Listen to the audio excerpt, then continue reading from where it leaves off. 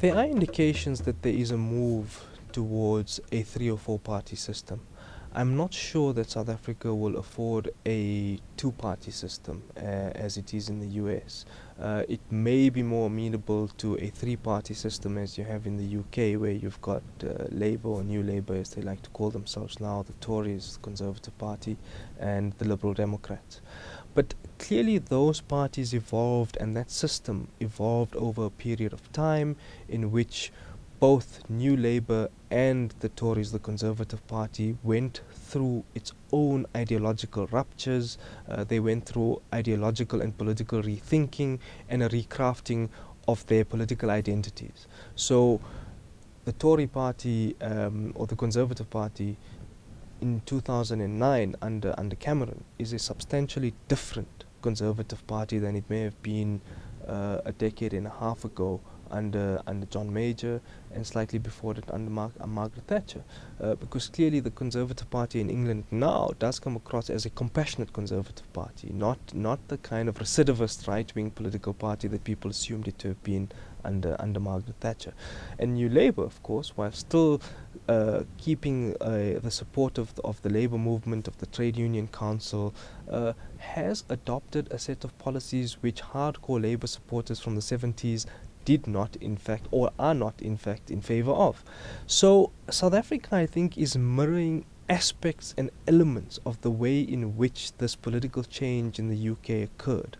And so I think that there is this large historical colonial legacy which is in part beginning to play itself out in our own political system, in the way in which politics at the high ideological level is beginning to define itself.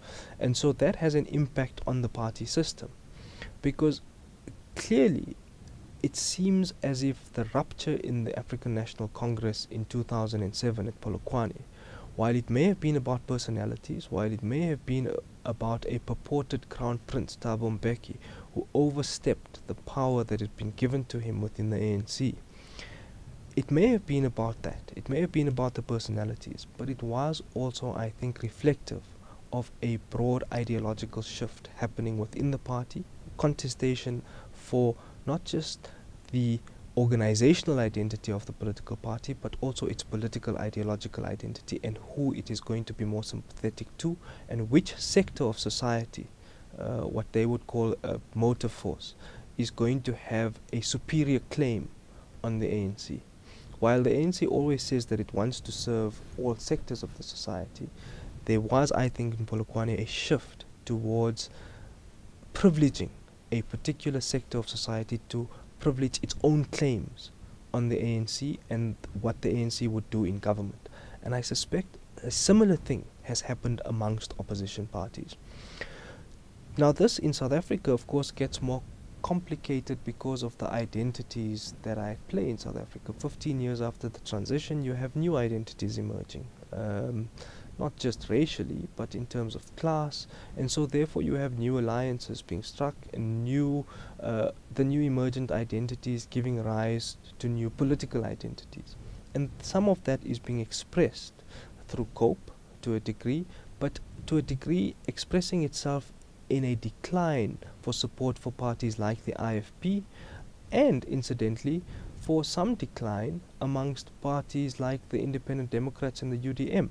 Now if we look at the Independent Democrats manifesto, of all of the manifestos, it fits fairly closely to a classic social democratic left of center political party's manifesto, and yet it wasn't able to garner the kind of support that it expected it would have. In fact, it didn't even maintain its support base from the last election. So it had about 7 seats in parliament in 2004, its first election that it contested. It lost 2 or 3 in the floor crossing period, which thankfully has been done away with, and now only managed to retain 4 of the original 7 that they won in 2007. So clearly that decline, while they might not say is steep, I think is fairly precipitous. It's almost 50%, almost a 50% decline of what they had in 2004. Now what then would that tell us about South African voting behavior, and importantly about South African political culture, which incidentally is a question which we haven't confronted? And perhaps what it's saying to us to a degree is that much of what the Independent Democrats and the UDM, and to a degree even a party like AZAPO, which has a liberation legacy, which has a legacy of being slightly left of center, is that much of this is being reflected in the ANC, that the ANC has captured the ground, ideologically and politically speaking, of the appeals that these parties make on the basis of the manifestos and what they wish to stand for. Now, if we think about coalitions then, we then are going to be led to even more difficult questions about parties like the Independent Democrats, depending on who they go into coalitions with. Because if they go into a coalition with the DA, there really is no political and policy compatibility or compatibility in the political identity of the two parties. And yet they might go into a coalition with them in the Western Cape. So that is going to raise serious questions, I suspect, about the Independent Democrats and what it really wishes to stand for. Whether it does stand on the set of principles that it raises in its manifesto, or whether it is simply returning to being a recidivist political party which is going to make short-term calculations about the greatest amount of power that it can amass, and therefore go into an alliance with a party which it shares very little in common with. Now, what then is that saying to us about the redefining or realignment of the South African political landscape? In a way, it may be saying that political parties, especially some who performed poorly and some who did better than they expected, for example the DA, may be deciding that they would take elements of what each party stands for and then craft a new political identity.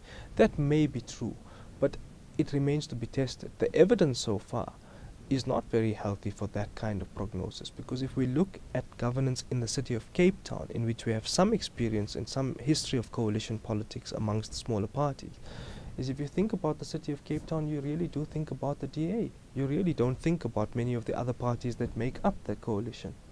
So the realignment of the smaller political parties is really an open question. It's an open question on whether parties are going to make this decision for realignment on the basis purely of short-term political strategic interest and how much power they can amass and what kind of coalitions they can go into to extract what, or whether it's going to be a mix of pragmatism with principle. So thus far, for a party like the DA and the UDM, it seems as if they're tending towards the side of pragmatism and giving up a little on principle. COPE, I think, is reflective of the kind of political tensions and contestations going on in COPE, because we're certainly not clear, and they aren't, and have not sent an unequivocal message about whether they're willing to go into coalition with the DA in the Western Cape or elsewhere in the country or not. For the DA, the set of considerations are entirely different. They thought they would get a complete and overwhelming majority in the Western Cape, which they didn't. They got a 50-something% majority. So it is a majority, it's a clear majority, but it's not an overwhelming majority. They can, however, on that basis go into government on their own. But I think the strategic calculation for them is that if they invite a set of people into government in the Western Cape in a coalition, it might enhance their chances of constructing coalitions in the 2011 local government elections and the next national elections and provincial elections. So their calculation will be different from the calculation, I suspect, for other parties. Their calculation will be what kind of deals might they want to strike with other political parties in the future, in other areas, other than what it wants to do in the Western Cape. If, however, and if we look at the domain of the results in many of the other provinces, striking coalitions in many of the provinces is really not going to help any political party, simply because the power that the ANC has amassed, even in the provinces, in the provincial level, means that they have a majority which can drive through whatever it is that the ANC wants. And it's very difficult, I think, even if you combine all the opposition parties, to even come close to reaching the ANC's majority. So there is nothing in terms of interest that is going to drive coalitions in many of the other provinces. The only place in which it will drive some semblance towards coalition and inclusivity is in the Western Cape, and that again is going to depend on what the DA might want in the future, rather than what it simply wants right now, because what it wants right now it can get on its own, doesn't need the help of any of the other parties. Whether that signals realignment in the politics for those smaller parties, that remains open. The realignment really, I think, has happened because of the ideological contestation in the ANC, and So understanding how this realignment is taking place means that we must understand what's going on in the alliance. And there, I think the complexities are indeed very great. They are complex because not only is there political fluidity within the alliance, there is also an organizational fluidity within the alliance, which the ANC and the alliance has exploited to its full. But in the long term, over the next 40 years or so, it might in fact prove to be its undoing. That fluidity is that the ANC does perform as a modern political party. It has all the trappings of a modern political party. Defined hierarchy, a procedurally defined decision-making mechanism, consultative mechanism, a branch structure, a headquarters, a party caucus. So all of those trappings of modern political parties there. So is the identity of a broad social movement. So if we look at just the way in which it went about constructing its manifesto and its party list, it had alliance consultations, it had an economic summit, it had sectoral consultations with business, with professional associations, with the religious sector, with sports bodies, with all sorts of different complements of society. So that engagement as a broad social movement, as a popular front, it still maintains. And then of course there's the historical legacy of it as a liberation movement, which is also an identity which it retains. But as there is this organizational identity, there is also a political ideological identity. And so that is what's going to give rise to, I think, political contestation and realignment in the body politic. Part of it is reflected in COPE. A broader reflection will happen, I suspect, in a couple of years' time, when there will be, or there might in fact, be another split within the ANC, a split perhaps to the right. But much of this, I think, is going to depend on how our social culture and how our political culture and civil society is going to unfold and affect voter behavior in the next election. Ebrahim, thank you. That was Ebrahim Fakir speaking to Polity in the wake of South Africa's 2009 elections.